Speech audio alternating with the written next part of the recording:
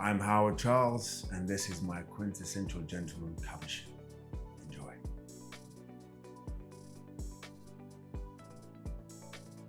London has the glitz and the glamour, but it also has edge and grit. Yeah, can't help it if I was born in the greatest city on earth.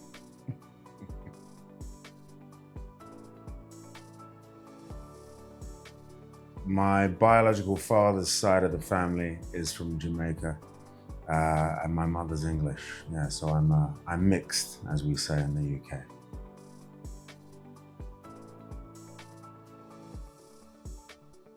Well, I'm very privileged to have been the recipient of some incredible training, and I've had some wonderful teachers. And you start with the classics, you know, Shakespeare, Chekhov, and you do the heavy lifting from the outset. You know, the idea is if you train for the Olympics, you can win the local track meet quite easily. So I would say, yeah, it teaches you that you have to be on, you have to be ready, and there's no hiding when you're on stage. There's no cutting and going again. It's you're on, and it's the best way to cut your teeth. Well, that would have to be the audience being right there with you. There's nothing quite like that moment between the actors on stage and the audience where you know you've got them. Yeah, it's a very special experience.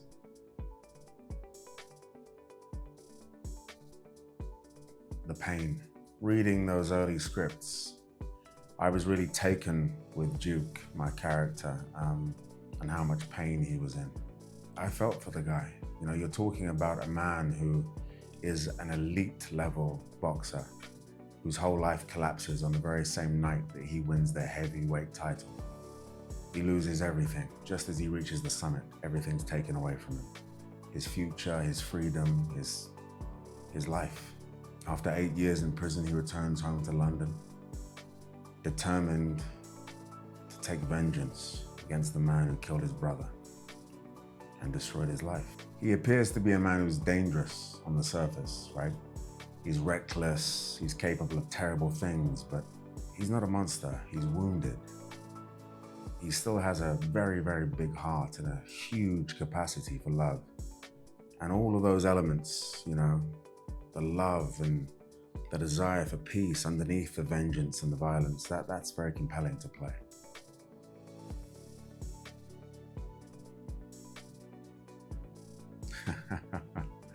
I think we share some things.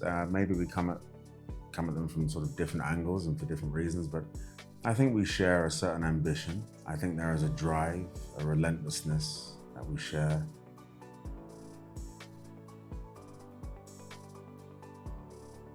You can't get ready when you need to be ready.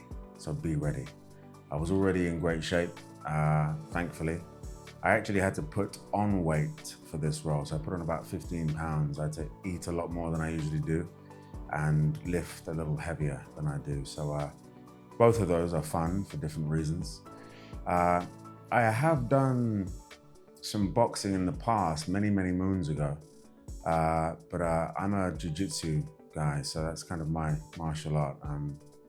I love the problem solving of that, but I am a big boxing fan. I do hold ballet responsible and give it credit for being able to now have a really good left hook. You know, ballet teaches you how to tell the story with your physicality, your physical life, and so I've got pretty good footwork, good left hook now. I've continued boxing since we finished season 1, and I work with a great trainer in Marcus Luther. So yeah, we've got the boxing covered. Yeah.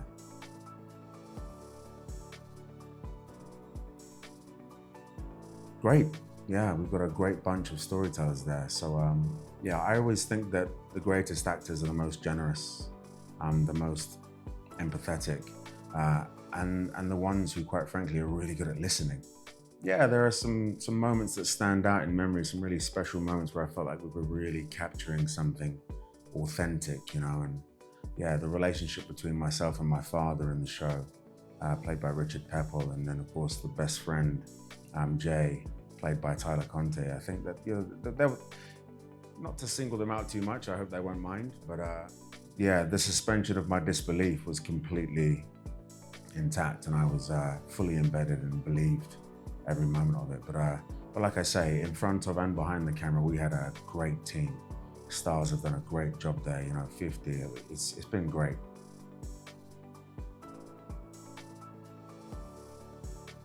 I wish it meant a lot more to all of us. I think we're missing that maybe. I think brotherhood and sisterhood, for that matter, is probably the foundation of peace in modern society, you know?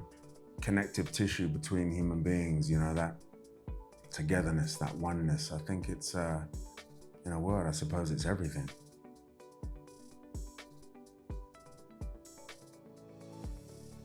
Being British and black and in this Starz show, well, you know, I gotta say, I don't see the world like that, you know? I really don't, I don't see myself as a black actor. I'm an actor who happens to have brown skin, you know?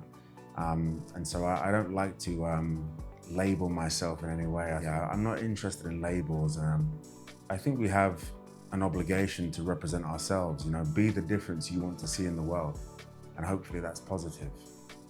And if you're not seeing what you want to on screen, then do something about it, write it.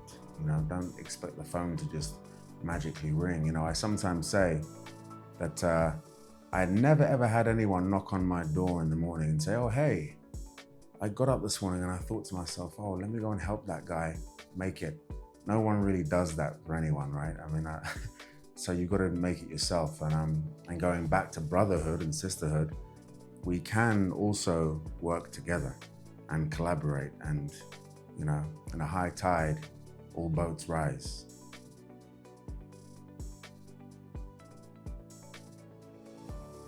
I think that we have to give audiences what they want.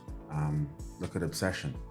You know, no one expected that to maybe do the numbers it's done, but we've got great stories, all of us, and audiences clearly want to see them, and there's a market for that. So I think it's about focusing on creating value. What was it that was said in that movie? If you build it, they will come. So that's what we should focus on, I think.